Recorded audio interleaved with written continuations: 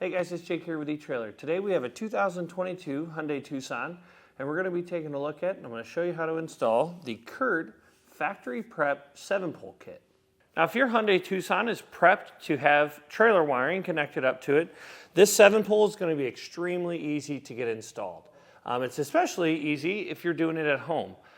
There's a lot of different kits that are very difficult to get into place on certain vehicles. But as long as you have that factory connector, which is going to be right up behind our bumper piece here, you look up there, ours was wrapped with blue tape so you can see it, but the factory connector's there. This kit's going to plug right into it. All you need to do is find a place to mount the converter box in there and put a fuse in place and then put your 7-pole on your hitch. This kit is going to give you your 7 functions.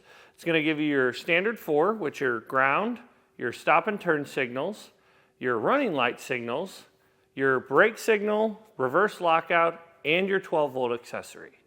Now when you pair it with a long bracket, we did a little bit of customization to this one. We put a little 90-degree bend in it. It's a no-drill bracket. It clamps right onto your hitch receiver.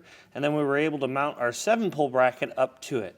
The 7-pole bracket and the long bracket do not come with your kit, so you can pick those up on our website. Now the converter box that's wired in line with this kit along with the fuse, are designed to protect the wiring on the vehicle as well as on the trailer. What can happen in some setups, especially if you're pulling an older trailer, you can have some backfeed from the wiring if it's miswired on the trailer, come back at the vehicle and affect the wiring on the vehicle. That converter box and fuse is designed to protect the vehicle and the trailer. Now that we've gone over those details, let's go ahead and show you how easy it is to get installed. To begin our installation, you're going to need to be behind your driver's side rear wheel in the wheel well. We'll have this taped up. This is how it was taped from the factory. This is going to be our factory plug. So we'll just take a knife, we'll cut this tape back,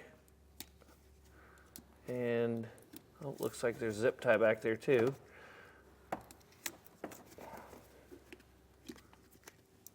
Cut that zip tie, peel it off. And then we'll have this little clip that we'll need to push and then pull back on this dummy plug. You can throw this away because this is what we're going to connect to. And we're going to take our 7-pole plug, make this connection. And what I might do is I may wrap this, after we're all finished up, I may wrap this with some electrical tape. You can do that. It just helps to protect some of these connections. And we're going to need to take our converter box and get it mounted up somewhere. This piece of pinch weld is going to be a great spot for that. So we'll use the included self-tapping screw and get that mounted right there. Now when you make this connection, you want to be sure to leave the fuse out of the fuse holder, because what can happen is you can end up shorting out the fuse and then you'd have to get another one. So by doing it this way, we know that our fuse is safe and not going to get damaged.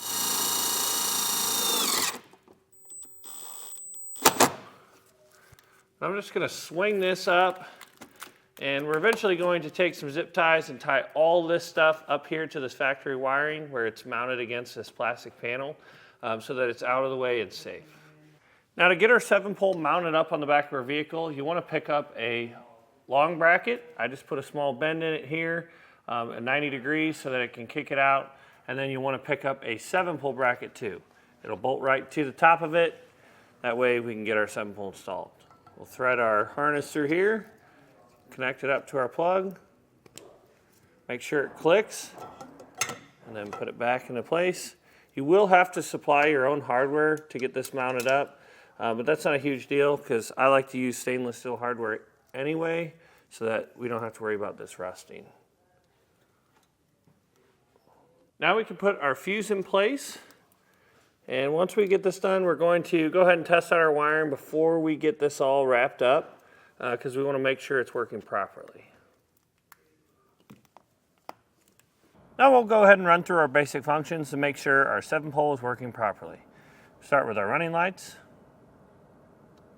our brake lights, our left turn, and our right turn. Well guys, once you know your 7-pole's working properly, that's going to do it for our installation.